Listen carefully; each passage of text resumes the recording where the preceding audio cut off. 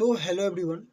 तो आज के इस वीडियो में हम लोग क्लास 10th एनसीईआरटी मैथ प्रश्नावली 1.2 का क्वेश्चन नंबर 3, 4, 5 को सॉल्व करेंगे। क्वेश्चन नंबर 3, अभाज्य गुणनखंडन विधि द्वारा निम्नलिखित पूर्णांकों के एचसीएफ और एलसीएम ज्ञात कीजिए। जिस तरह हम लोग पहले भी बनाए थे कि पूर्णांकों के निम्नलिखित युग्मों के एचसीएफ और एलसीएम ज्ञात कीजिए, लेकिन इसमें जांच करने की बात कही थी और इसमें सिर्फ हमको बोला गया है कि सिर्फ आप एचसीएफ और एलसीएम निकालिए। पहला नंबर क्वेश्चन है 12, 15 और 21। दूसरा नंबर क्वेश्चन है 17, 23 और 29। और तीसरा नंबर क्वेश्चन है 8, 9 और 25। तो आइए देखते हैं क्वेश्चन नंबर 3 के पहला क्वेश्चन 12, 15 और 21। सबसे पहले क्या करेंगे, हम 12 का एलसीएम निकालेंगे। 2 छक्के 12, 2 तिया 6 और 3 का 3, तो क्या हो गया 2 गुने 2 गुने 3, तो 2 गुने 2 गुने 3। उसके बाद 15 का एलसीएम निकालेंगे। तो 15 का एलसीएम निकालिए। 3 पंचे 15, 5 एकान 5, यहाँ हो गया 3 गुने 5। 21 का निकालिए लघुत्तम या एलसीएम जिसको आप बोलते हैं। 3 सत्ते 21, 7 एकान 7, ये क्या हो गया 3 गुने 7। अब देखिए इसमें से हमको एलसीएम और एचसीएफ निकालना है। तो आपको हम पहले भी बता चुके हैं, एचसीएफ जो होता है वो पहले 2 था तो हम क्या बोले थे कि दोनों में जो होगा वो एचसीएफ होगा, बट यहाँ पे 3 है तो जो तीनों में जो होगा ना, जो अंक आपको तीनों में मिल जाए वो आपका एचसीएफ हो जाएगा। देखिए 2 जो है इसमें है, इसके अलावा आपको किसी में भी नहीं मिलेगा। 3 जो है देखिए 3 तीनों में आ गया आपका, 3 आपका तीनों में आ गया। 5 भी तीनों में नहीं है, 7 भी तीनों में नहीं है। तो इसका मतलब एचसीएफ जो हुआ आपका वो 3 हो गया। एचसीएफ क्या हो गया 3। और एलसीएम जो है हर चीज को एक बार करके लेंगे। जैसे कि ये 2 अगर तीनों में रहता तो 1 2 को लेते, लेकिन यहाँ पे देखिए 2 2 बार है तो 2 बार 2 को लेंगे। एलसीएम लीजिए 2 गुने 2 गुने अब ये वाला 3 गुने ये 5 गुने 7, तो 2 दूना 4, 4 तिया 12, 12 पंचा 60 और 60 सत्ते 420। दूसरा नंबर क्वेश्चन 17, 23 और 29। 17 का तो 17 गुने 1 होगा। 23 का देख लीजिए, 23 का भी क्या होगा 23 गुने 1। 29 का क्या हो जाएगा 29 गुने 1। तो एचसीएफ देख लीजिए, एचसीएफ इस तीनों में जो होगा तो तीनों में क्या आपको दिख रहा है 1 1 1, एचसीएफ 1 हो गया। एलसीएम 17 गुने 23 गुने 29, 17 गुने 23 गुने 29, जब इसको आप गुणा करिएगा तो ये 11,339 हो जाएगा। तीसरा नंबर क्वेश्चन है 8, 9 और 25। 8 बराबर, इसका भी आप एलसीएम लीजिए। 8 का 2 चौका 8, 2 दूना 4, 2 एकान 2, क्या हो गया 2 गुने 2 गुने 2 9। 9 का एलसीएम निकाले। 3 तिया 9, 3 एकान 3, क्या हो गया 3 बराबर 3 गुने 3। 25 को 5 गुने 25 का 5 गुने 5 हो जाएगा। अब देखिए इसमें कोई भी ऐसा चीज नहीं है जो तीनों में आता होगा। 2 इसमें है, 3 इसमें है, 5 इसमें है, लेकिन तीनों में कोई चीज़ मैचिंग नहीं कर रहा है। ऐसा सिचुएशन में हम लोग क्या करेंगे, जब 3 चीज़ 5 चीज़ या 2 चीज़ कुछ भी रहे और उसमें एक कोई ऐसा भी अंक ना हो कि दोनों या तीनों या पाँचों कुछ में भी मैच करता हो, उस समय पर भी हम एचसीएफ क्या लेंगे 1 ही लेंगे। क्या लेंगे एचसीएफ 1। तो एचसीएफ कितना हो गया 1, क्योंकि सबके लास्ट में यदि हम 1 से गुना कर दें, देख लीजिए सबके लास्ट में 1 से गुना कर दें फिर भी एक कुछ इसका कुछ नहीं होने वाला है, सेम टू सेम होगा।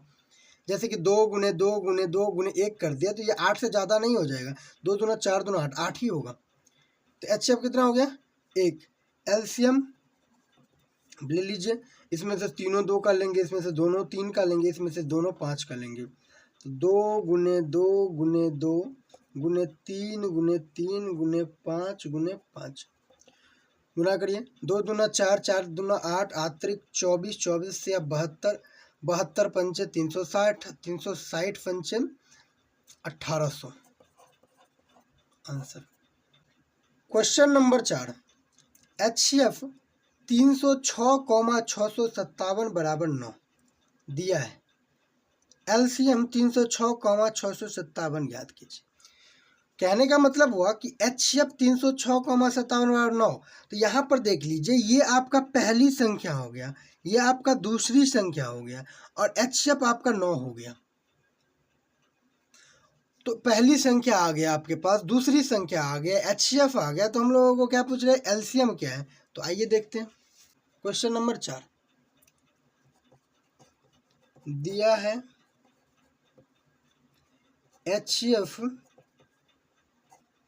306,657 बराबर 9। तो LCM 306,657 बराबर वाट, यानी ये चीज़ हमको निकालना है। तो देखिए LCM बराबर क्या फॉर्मूला होता है, LCM बराबर पहली संख्या गुने दूसरी संख्या बट्टा HCF। तो पहली संख्या कितना है, 306 गुने 657 बट्टा 9। 9 तिया 27, 3 गया 9 चौक 36, तो क्या हो गया 34 गुने 657। जब इसको आप गुना करिएगा 34 गुने 657 को, तो 22,338 आ जाएगा। एलसीएम कितना हो गया, 22,338। आंसर। क्वेश्चन नंबर 5, जांच कीजिए कि क्या किसी प्राकृतिक संख्या n के लिए संख्या 6 के पावर n अंक 0 पर समाप्त हो सकती है। क्वेश्चन का कहना है कि आप जांच कीजिए कि प्राकृतिक संख्या n मतलब कुछ भी हो सकता है n के जगह पे, तो संख्या 6 के पावर n अंक जो होगा वो 0 पर समाप्त होगा या नहीं होगा, इसके बारे में हम लोगों को बताना है। तो आइए देखते हैं। क्वेश्चन नंबर 5, यदि 6 के पावर n के इकाई अंक 0 है तो इसका एक गुणनखंड 5 अवश्य होगा। कहने का मतलब हुआ, यदि 6 के पावर n के इकाई अंक 0 है, यदि 6 के पावर n का इकाई अंक 0 होगा तो इसका एक गुणनखंड 5 अवश्य होगा, तभी ये 0 हो सकता है। अगर 5 नहीं होगा तो ये 0 कभी नहीं होगा। लेकिन 6 के पावर n बराबर 2 गुने 3 के पावर n, यानी कि 6 के पावर n जो है, तो 6 को यदि हम तोड़ेंगे तो 2 गुने 3 हो गया, 2 तिया 6। इसको हम इस तरह से भी लिख सकते हैं, या 2 के पावर n गुने 3 के पावर n, कोई दिक्कत नहीं है। तो 2 तिया 6, 6 के पावर n हो गया, तो 6 के पावर n हो गया। यहाँ पे तो 5 दिखाई भी नहीं दिया हम लोगों को, जो यह दर्शाता है कि 2 और 3 6 के पावर n के एकमात्र अभाज्य गुणनखंड है। अभाज्य गुणनखंड है, इसलिए 6 के पावर n का इकाई अंक कभी भी शून्य यानी 0 पर समाप्त नहीं होगा। तो आज के लिए बस इतना ही, मिलते हैं नेक्स्ट वीडियो में। Thank you.